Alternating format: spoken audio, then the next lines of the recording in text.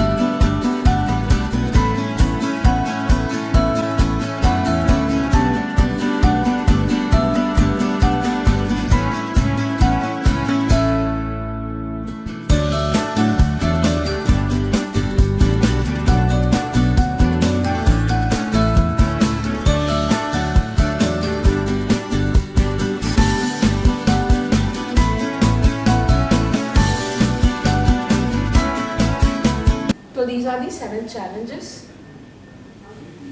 First one is heterogeneity, openness, concurrency, scalability, failure handling, security and transparency. Now we'll see one by one with a short note and then we'll see in the brief also. First one is heterogeneity. Heterogeneity in the sense we are going to use the different components to design the distributed system. Next one is openness. While designing or after designing the distributed system, if you want to add any components or if you want to replace any components or if you want to remove any components from the distributed system, what we design, then we can go for the openness. With the help of this one only we can do it. There will be a challenges in this also while removing the components or if you want to add the components or we need to be replace the components. Third one is security. The security is a one which is the important issue in the distributed system. For example, if we have a client here and we have a server here, okay, they are going to transfer any messages from the client to the server. Okay, so while sharing any files or they are transferring anything, so in that case, any unwanted person who is in the middle, they should not modify this file. Okay, so for that cases, we need a security. Why? Because in our day-to-day life nowadays, we people are using most of the 90% of the people, they are using the online purchasing, online transaction of amount, everything is in the online payment. So if in that cases, now the security, in that cases the security also we should be take care of. That means that any other unauthorized person should not interfere it in between the client and the server. So that is the third challenges in the distributed system. And the next one is scalability. Yes, obviously scalability we need to be take care of. Why? Because this is comes under the performance side. Okay, if the number of users are increasing, see if in the olden days the number of users, those who are using the internet are very less. But now if you come to the day to day, the number of users are increasing. So in that cases, if the number of users are increasing, the performance should not go down. Okay, then so we need to be take care of if the number of users are increasing. Okay, for example, if one example I want to tell you in this scalability. For example, if you take our institute, okay, we have 3 servers. Okay, distributed system is the one in the first video I told you that what is a distributed system. That means we have more number of servers with the same data. That means if any one of the server fails, then we will go for we can recover the information or we can get the backup from the remaining servers. Why we need to be maintained it? Why? Because if, for example, in our institute, they are releasing the exam results. Okay, so if they are releasing the exam results, we are having nearly some 5,000 students are having 5,000, 6,000 students. They want to see the results at a time. If they are using only one server here, okay, everybody is accessing the same server. What will happen? The performance will go down.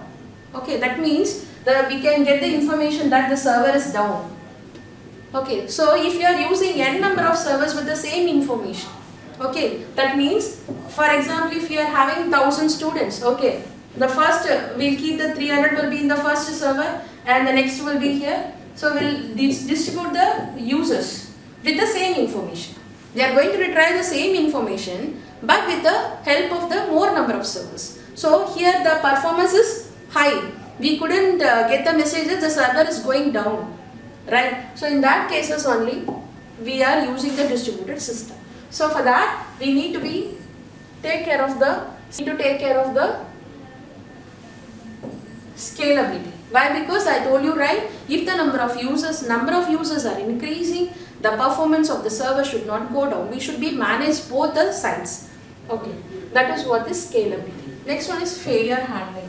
See, in the distributed system, failure handling is the one, it is an independent failure, not a dependent failure.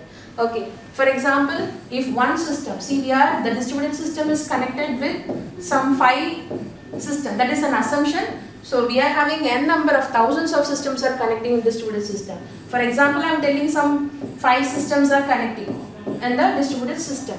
Okay, if any one system fails, what about the remaining 4? They will be work if it fails. That is the advantage of using the distributed system. That is one main advantage in distributed system. If any one fails, the remaining 4 will be work with their the remaining 4 systems will be connected together, and that will be work without, it won't affect the remaining systems. Okay, that is what we are telling, that it is an independent failure instead of dependent failure. Independent. If it fails, it won't affect the remaining systems which is connected to the same networks. Next one is transparency. See, in the distributed system, for example, I'll tell you, if you are using the Facebook. Okay, so in the Facebook, this is a real-time example I want to tell you. If you are uploading any photos, right? While uploading the photos, we need to be tell whether it is a private or public, or only your friends needs to be viewed. Why you are giving that information? Why you are uploading your photos only the private? That means you are hiding that your photo should not see any other person other than the user which is connected to you.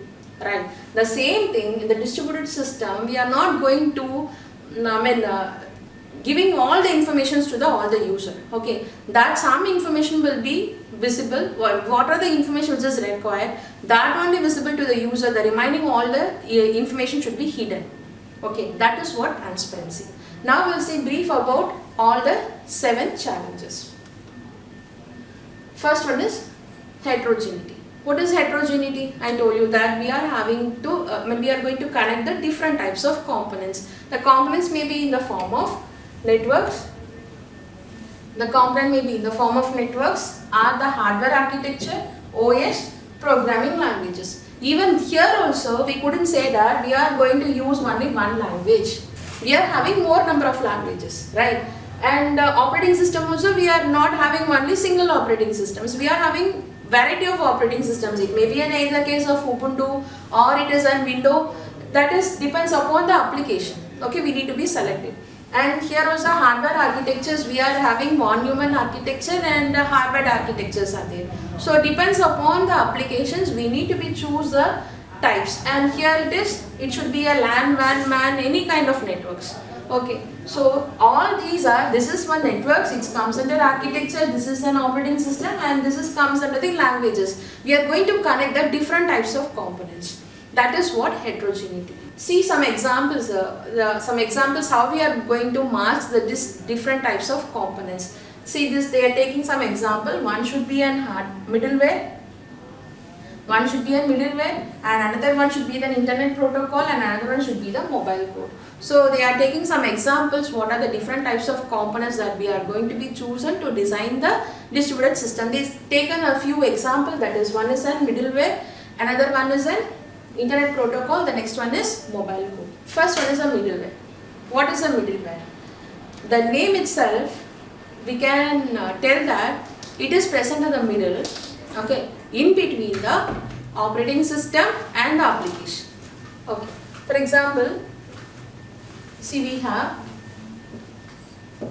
see this is the middleware, this is the middleware, and here we have an application that is going to be accessed by the user, and this is the OS.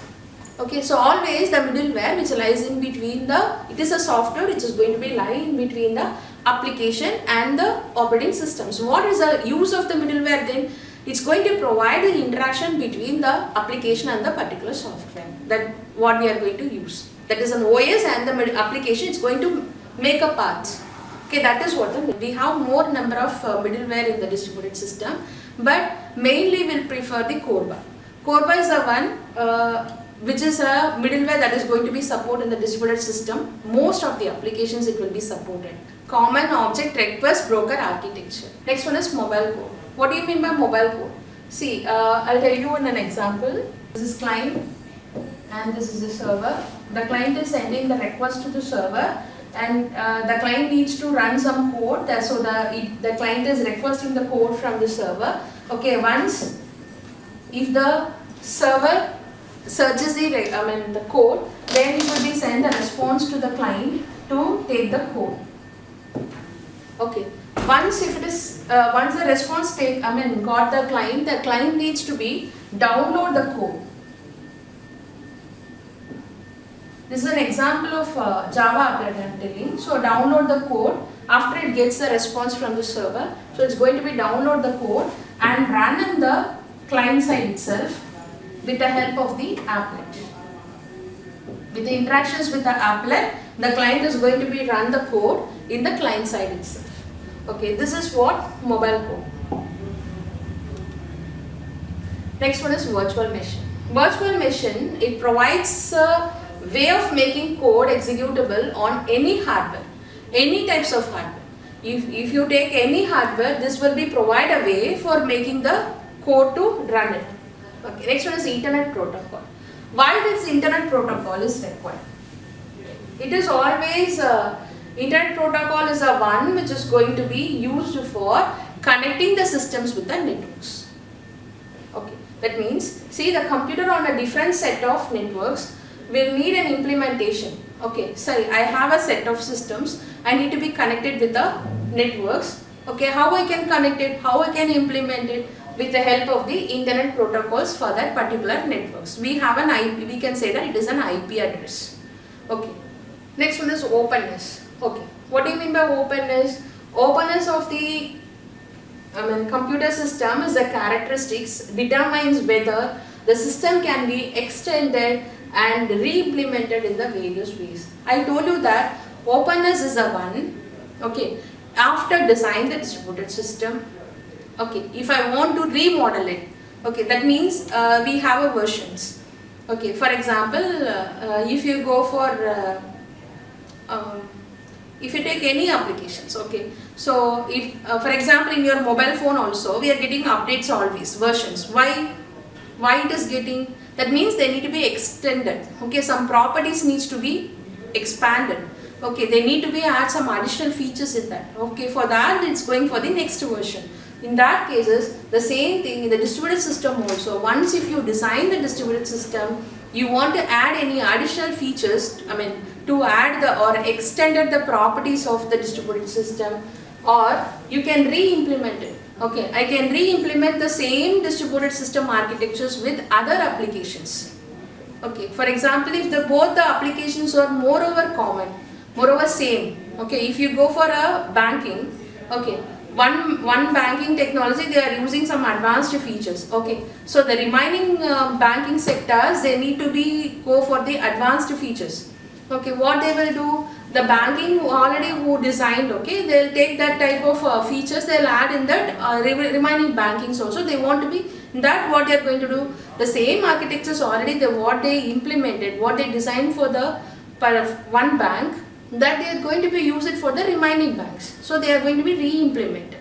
Okay, in that cases we'll go for the openness. And the first step in the openness is for publishing the documentation of the software components and the interfaces of the components to make them available to the software developers. Always this openness, once if you design the distributed system, what are all the documents which is available to construct the distributed system for the particular application, that needs to be publishing with along with the documents. That particular document should be publishing in the system. That should be available to the software developers. Why? Because if we need to be modified later, or if you want to extend that one, extend that applications, extend the system, distributed system architecture. Okay, what they need to do with the help of the previous documents, what they have, they need to be added. Okay, they don't want to again prepare the new document. How does openness transform our workplace and even our life? In today's world, mobility and production are central elements of our work. We move to our workplace where goods are created and sent around the world. But are we doing so tomorrow? Our working world is at the edge of a fundamental reinvention driven by openness and distributed innovation. We have some insights. Open access enables working with latest information. Open data interfaces bring together platforms for seamless linking of data. Our workplace is transformed into a connected information hub, utmost as an open source project with free data exchange. The new openness fosters novel mechanisms of good creation. Firms reach out to unknown workforces for collaboration and democratized innovation. A complete open value chain is possible, including crowdfunding, ideation with crowdsourcing, and creating the good and open collaborative communities, all far beyond boundaries of our workplace. Next one is security. Yes, security, we know that. So in that we have three important features. One is confidentiality, integrity, availability. These are the important features in the providing the security. Okay, so these are the three things we need to be take care of. That means the first one is confidentiality.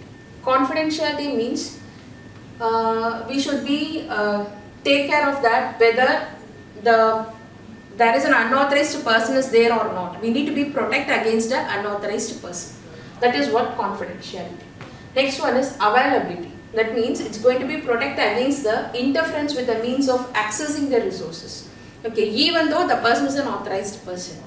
Okay, but we need to be take care of the access rights. Okay, for example, once if they are providing the authorized, for example, if I am the authorized person, okay, to share, I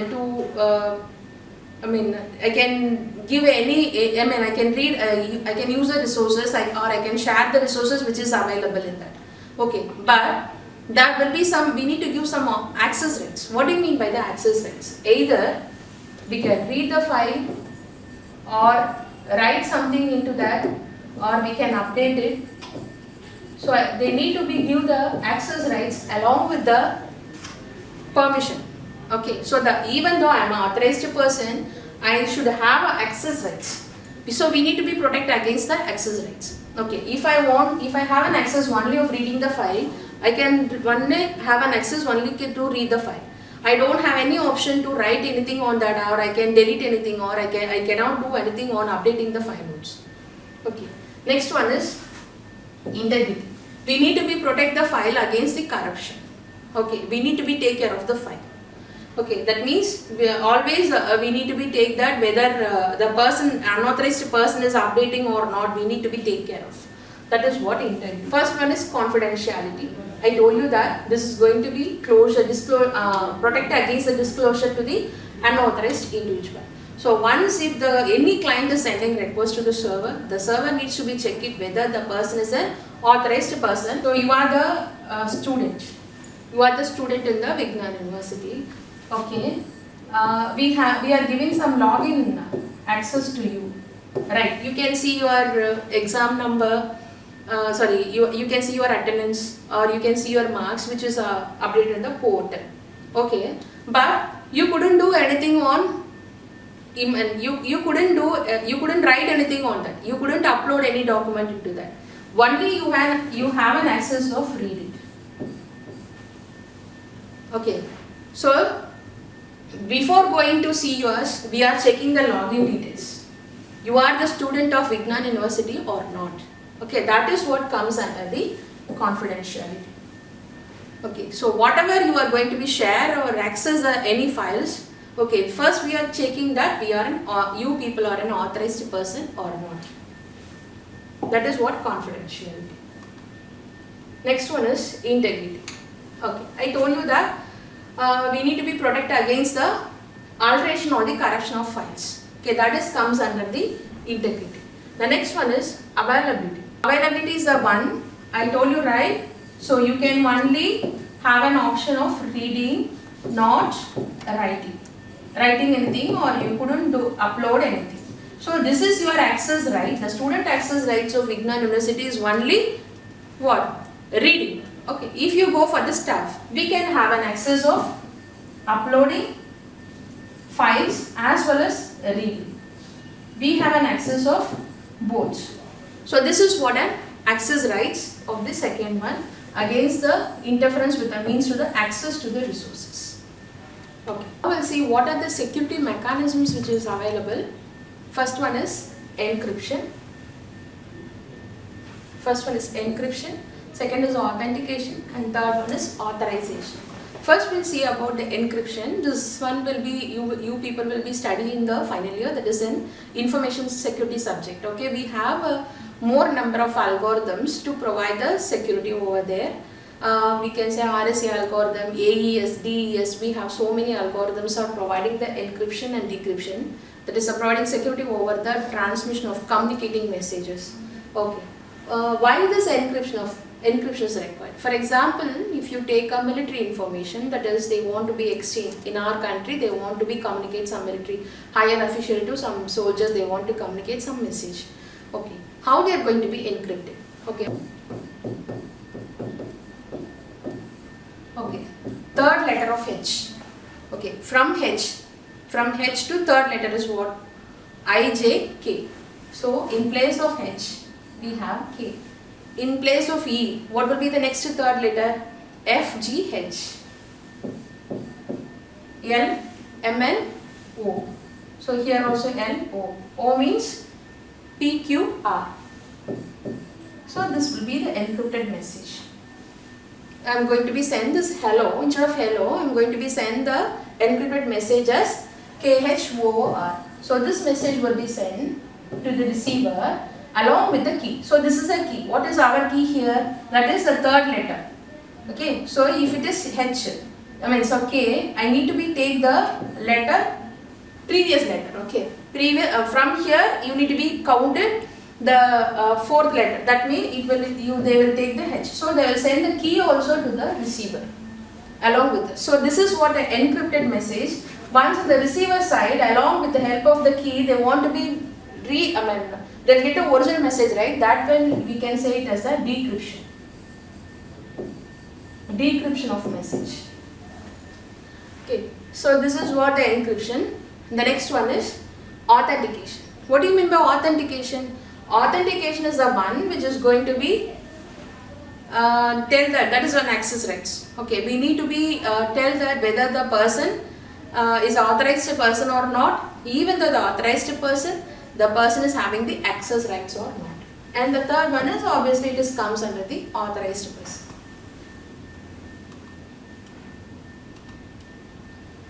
See here one example.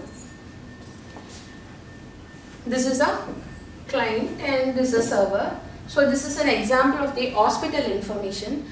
Only the doctor can get the patient information. Nobody can get see all the patient detail from the hospital patient databases. Okay, so if the doctor is sending the access to the data, and that server needs to be send the data along with the access rights. So this doctor can update the data.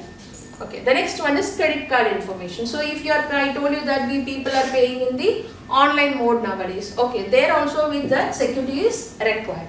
Okay, so how we need to be provide the security? With the help of the encryption key. See here. Now we are providing the encryption key. So in that nobody can interfere and nobody can take your information, retrieve, or they couldn't do anything. Only at sender in your information whatever you are passing, that will be safe.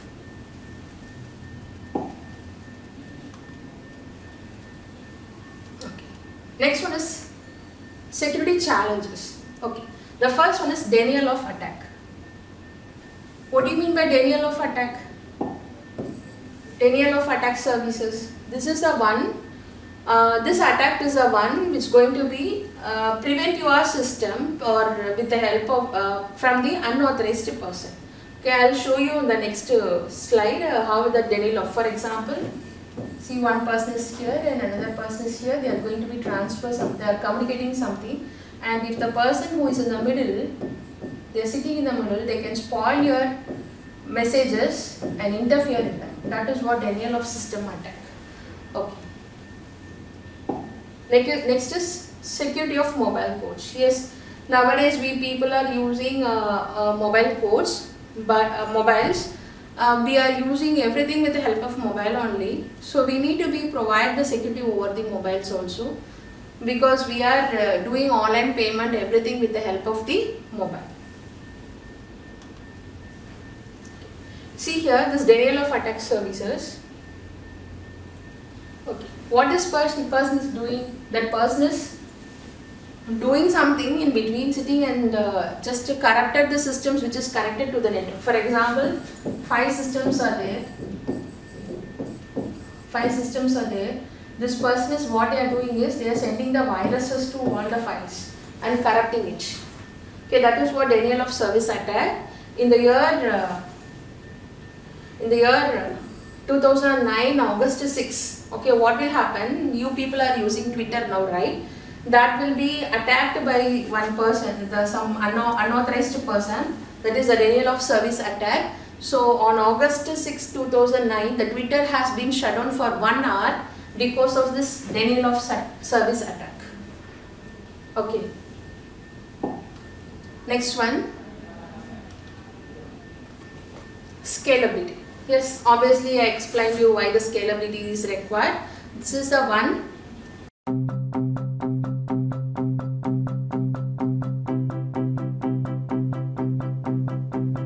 Hi, I'm Stephanie Wong, and I work for Google Cloud. While I could talk all day about cloud security, physical security at a Google data center is still pretty new to me. So today, I'm on a mission to learn all about it by taking an inside look at the systems in place that protect customer data at a typical Google data center. Let's go. Now, I've been told there are 6 layers of security here. Security layer 1 refers to the property boundaries, and that includes signage and fencing.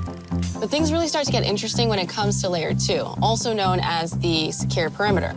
And that includes the main entrance gate, which I am pulling up to right now.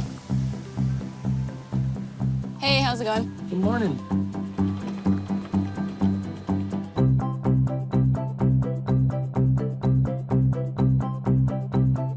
So layer 2 has a lot of security features, ranging from smart fencing to overlapping cameras to 24/7 guard patrols and more. I'm on my way to meet some experts who are going to show me how it all works. Hi, Joe. Hi, Stephanie. How are you? So I just passed the main gate and I saw guards and cameras, but what are some things that I didn't see? Yeah, there's actually a lot of technology and operations going on behind the scene. So from the time that you're on site, we know that you're here, and we're able to do correlation analysis of where you've been. We have guards in vehicles. We have some guards on foot. There's also the vehicle crash barrier. That's designed to stop a fully loaded truck from crashing through the front entrance. Ricky, Tariq, can you tell me more about what's unique about the fencing? This particular fence is an anti-climb fence. It's also equipped with fiber. The technology tells us if someone's near the fence or touches the fence. So we use thermal cameras and standard cameras, so we're able to see video footage at night just as clearly as we can during the day.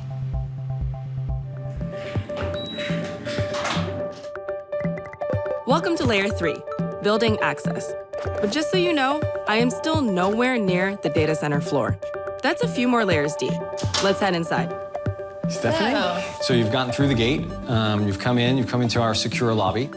You have your card, and we know that that's you, but if someone happened to lose their card, what we want to make sure is that it's actually Stephanie who's shown up. Place into your eyes. And with Iris Scan, we can authenticate that it's actually you along with your ID. All right, I think it's good. One thing that's a little hard to get used to when you visit a data center is for secure areas, only one person is allowed to batch through a door at a time.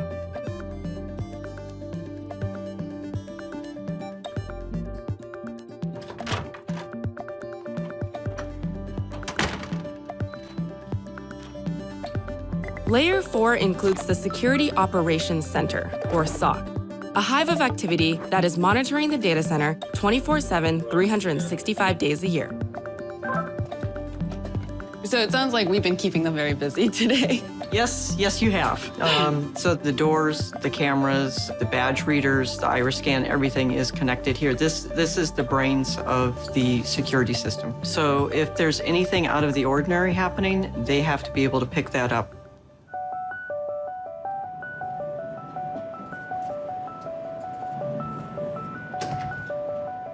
Interesting fact about Layer 5, the data center floor. Less than 1% of Googlers ever get to set foot in here. So right now, I'm feeling kind of special.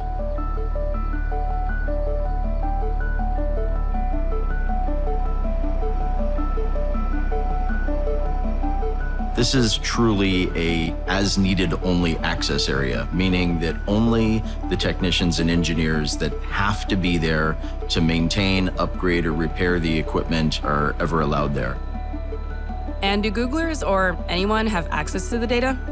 We have access to the devices, but the data at rest is encrypted, and our customers can issue and keep their own encryption keys. And we do this because protecting the privacy and the security of our users' data is our highest priority. The mysterious Layer 6, where disks are erased and destroyed, and the fewest number of people are allowed to enter. Drives that need to be retired from the data center floor come into this room through a secure two-way locker system, which means that only technicians assigned to this room can pull them from that locker to either erase or destroy them. All right, welcome to the Crusher Room. Wow. So at this point, we have scanned the hard drive and the software has told us that we need to destroy it. Can we see it in action? Back up. All right, I'll stay back here. That disk is definitely destroyed. Yes, it is.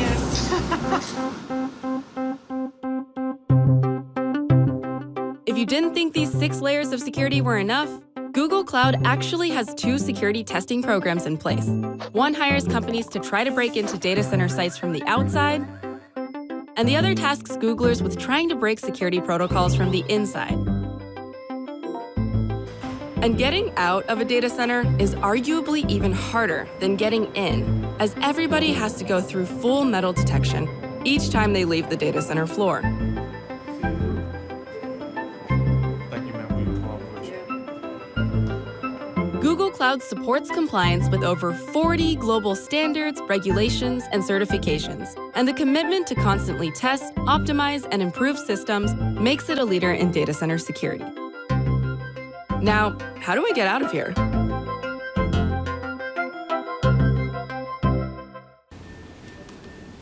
I told you that why the scalability is required. This is the one which is going to be see the performance of the system. Okay. See, if the number of users increases, that performance should not go down. See here in this example, see, but we taken only up to 2003, so it starts from 1979. See how many how many users there at the time of 1979. This is only our country, that is 188. And if it go for 89, that will be increased. Now in the 2003, it is increased to these many numbers. Okay, and then according to that, the web servers also increasing. Okay, why? If the number of users increases, obviously the servers also should be increased, or else the performance should be go down. So if it is increased, and this also should be increased, then only we can manage the performance. That is what scalability. The performance should not go down if the number of users increases. Okay.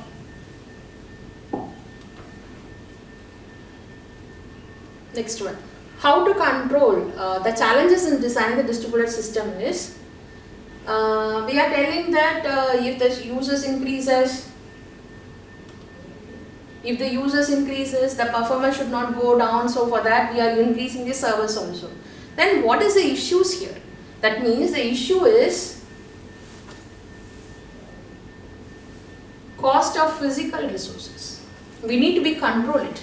We need to be control the cost of the physical resources. Anyway, if the number of users increases, I need to be increase the number of servers, right? Then I should take care of the cost of controlling the physical resources. And also, the cost should linearly increase the system size. Okay, these are the issues that is going to be arise if the number of that in the scalability. Okay. There is a problem actually when you people, I think so, you people heard about this. That is a Y2K problem. What is that Y2K problem? Previously, the IP address that people used is 32-bit only. Okay, previously in the sense 2000 before, that is the 1990s. Okay, they are using, all the systems are with the 32-bit only. Okay, then after 2000, it is increased to all the system sizes. They want to be increased to 128-bit. Okay, so already the system which is developed with the help of 32-bit, it is not supporting the applications. It is not supporting the application which is developed with the with the help of the 128-bit systems. That's what the Y2K problems arises.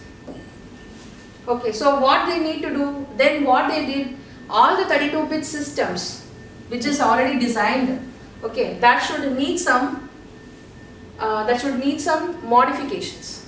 Okay, then see, it will require the modifications to many software components. Why? Because they also should adapt it to the newly designed system 128 bits. Why? Because the next generation, whatever systems they are going to be manufacturing, all the systems are going to be come with the 128 bit only. So the previously designed should not be spoiled. That system should not be, we couldn't throw out, right? So we need some modifications with the software components, and that also supported with the help of, that also same like the 128 bit. That also become a same like 128 bit system. This one is failure handling. Okay, failure handling is the one I told you that this is an independent failure. I already explained this one. Independent failure. This is not a dependent failure. Okay. What are the techniques that is going to be dealing with? One is it's going to be detecting the failures. Example there, that is checksums. Next one is masking the failures. How they are going to be masking the failures? Example, they can retransmit the corrupted messages. Any messages that is corrupted while transmitting, okay, they will retransmit the message. Next one is file redundancy. Okay, always in the distributed systems we have a redundant file.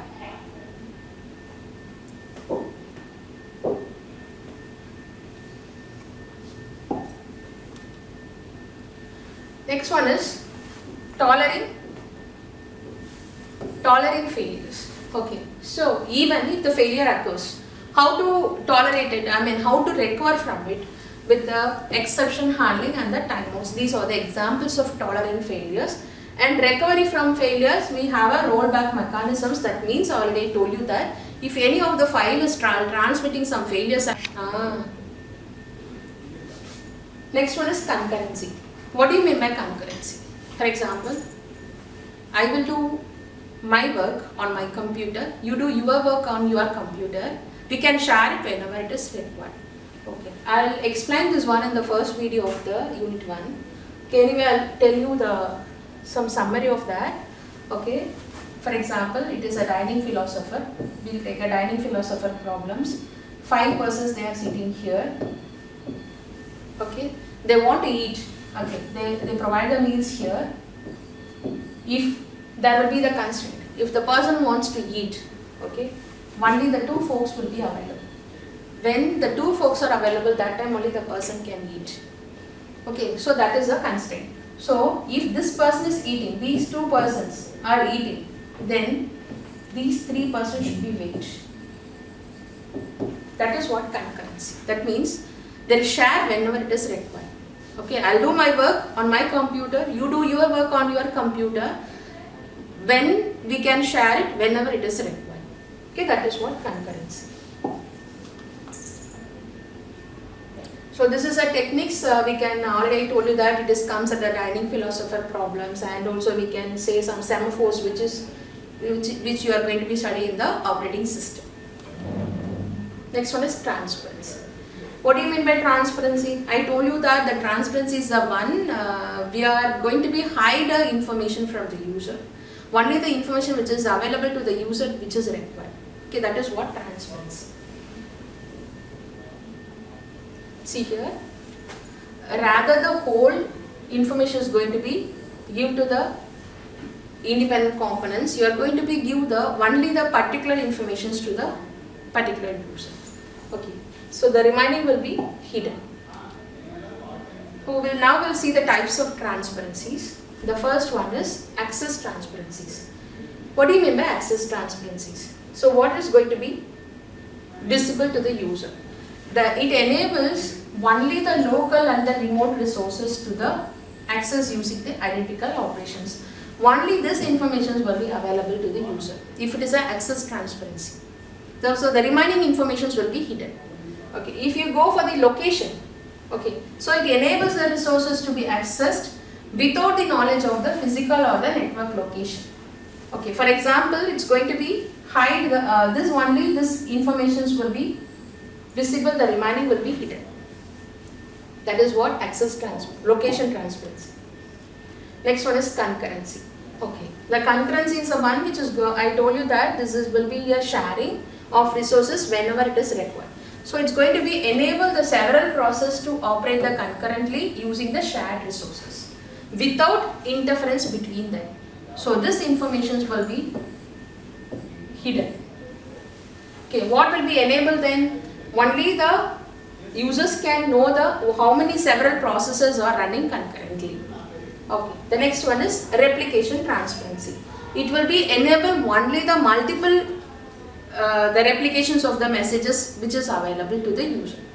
Okay, only the replica messages will be enabled to the user. Next one is failure transparency. Okay, it will be enabled only where the fault is occurs. Okay. Then mobility transparency is the one which is going to be enable the information only where the movement of the resources. What do you mean by mobility? It's a movement of resources and the clients within the system. It's going to be only this information will be available. Okay, who are all the clients and what is the server? Where it is moving? I mean, who is the client and who is the server? The information is moving from which server to the which client or which client to the which server. Okay, only this information will be available. That is what mobility transparency.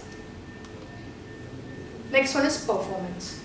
What do you mean by performance? So it's going to be tell about the scalability again. Okay, so it's going to be tell, it allows a system or it will be enable only the systems to be reconfigured to improve the performance as loads. Okay, if I want to improve the system with the help of, for example, if I take openness, I want to add some features in the already designed distributed system. Okay, so only that portions will be visible, that portions will be visible to the user, enabled to the user, that information alone. Okay, next one is scaling transparency. This will be enable only the systems and the applications to be expand. Okay, only this information will be available. How many users are there? How many servers are available? Okay, this information will be available. So the transparency, what we see, the two most important transparencies here is, actually we see the number of transparencies. We have variety of transparencies we see, but the two important transparencies here is only the access and the location transparencies. Why? Because these two together only refer the network transparency. Okay, who are all the access rights person and where is the location it is available, IP address, port number. So these two are the important transparencies that is going to be connected together as a network transparencies. Okay, the presence or absence of the network transparencies is most strongly affects the utilization of the distributed resources.